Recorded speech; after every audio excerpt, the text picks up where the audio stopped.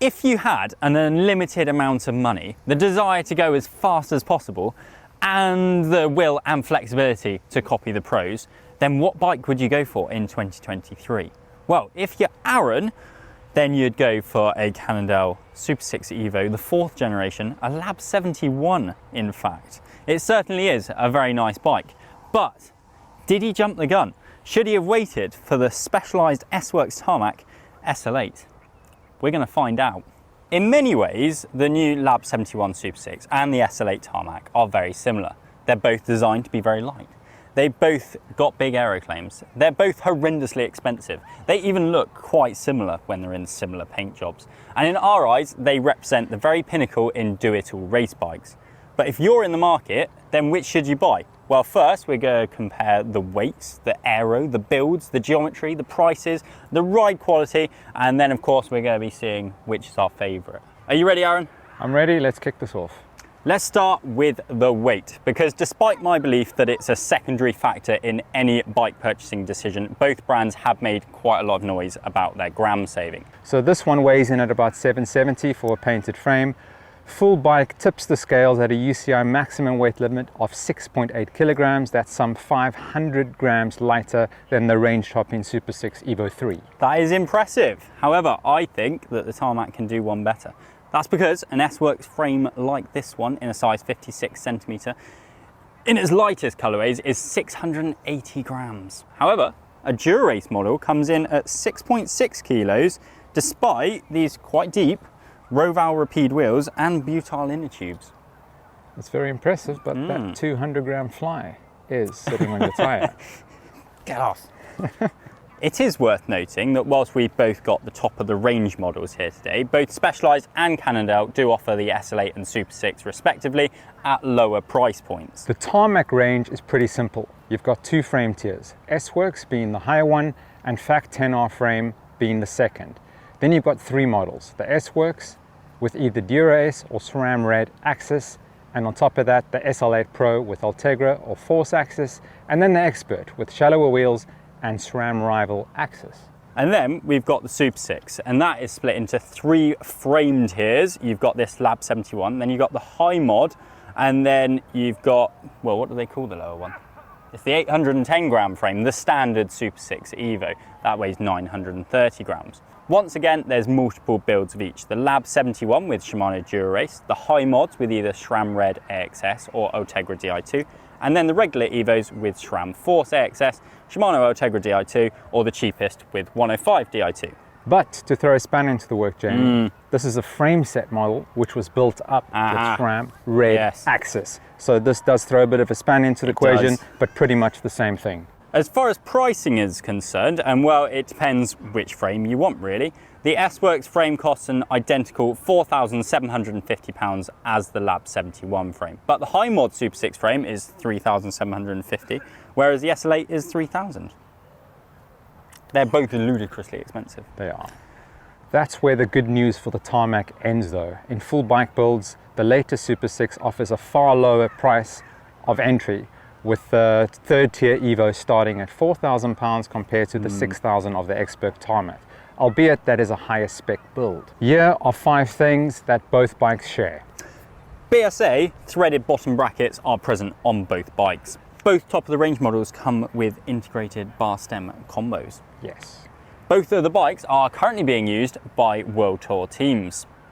And both bikes come with proprietary components, so seat post, wheels. Rapide is a brand of Specialized, and if normally a Lab71 would have Cannondale wheels on as well. Wheels, yeah. And the final similarity, I'm going to say, is this seat post mounting system. They're both very similar. Yeah, pretty much identical from what I can see, Jamie. Here are 5 differences between the two bikes. So 30mm tyre clearance on the Supersix versus 32mm on the SL8. The Supersix Evo has a special D-shaped steerer. The Di2 positioning is different on both bikes, whereas the SL8 is one bike that apparently can do it all. You'll still have to purchase the System 6 to get that same feel with the Supersix. And the Supersix has a covered through axle end, as you can see over here. Oh, that is nice. So Jamie, should we get into the aero versus speed debate? Yes, although that is a bit tricky because we don't have a wind tunnel. So compared to the SL7, the SL8 is supposedly 8 watts faster, 4 watts-ish about the frame, and 4 watts because of this nice slim bar. Now, we don't have a wind tunnel. We don't. And you have mentioned, or the marketing literature has mentioned that this bike is one bike to do it all. Whereas we do know there is a System 6 that is really, really fast. Yes. I'm going to throw a spanner in the works. If you change this wheel set and upgrade it for a 60 to 65 millimeter deep wheel, this bike runs the System 6 very, very close. So that's kind of really putting a massive spanner in the works in terms of one bike to do it all. It would look a lot better if you put some proper wheels on it as well. You're just being rude. If you read the rumours on the forums and things online, and people that maybe have access to wind tunnel data, then I think it's fair to say that this is ever so slightly quicker, a few watts, maybe 2 or 3 watts.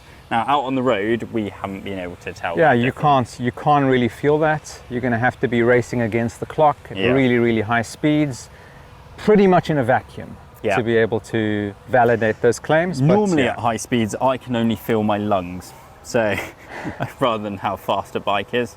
So there we go. Both are very fast bikes. Can we tell the difference between them? No, probably not.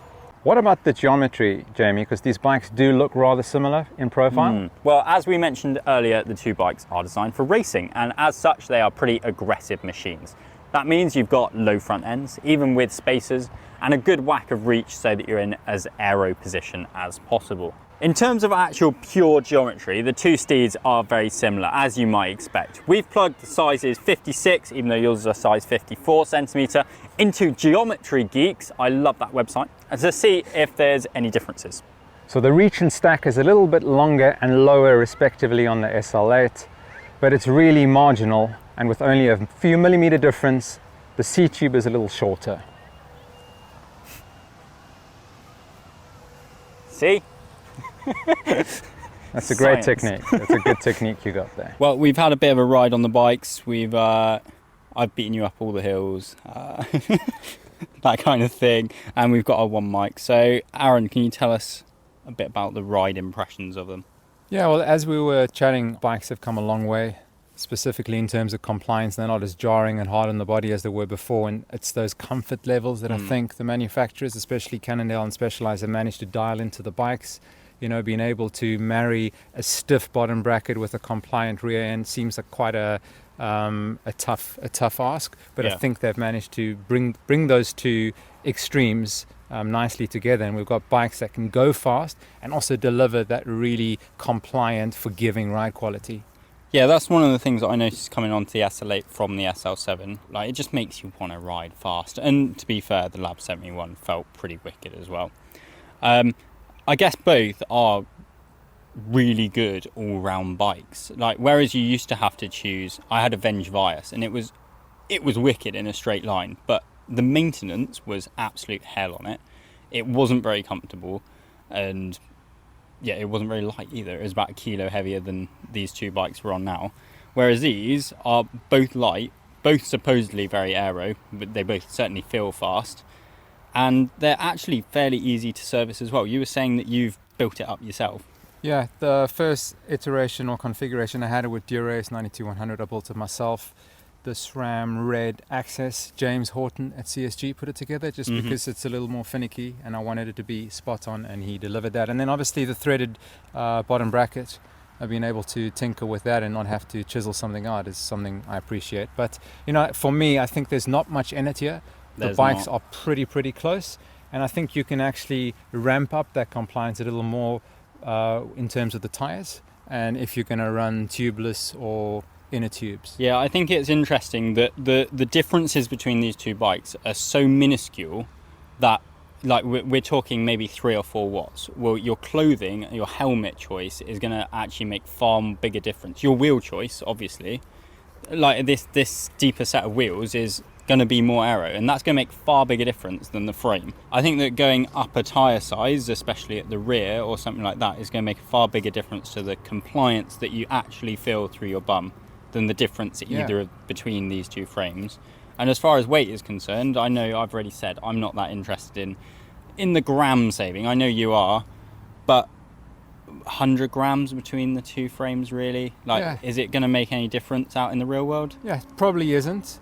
The big difference is going to come in onto that comfort and that compliance, as we've already seen. And, you know, with the roads that we have around here in the UK, they're not pristine. They're quite choppy, quite abrasive. They don't hold up well to the weather, and, you know, the heavy goods vehicles kind of really cut it up.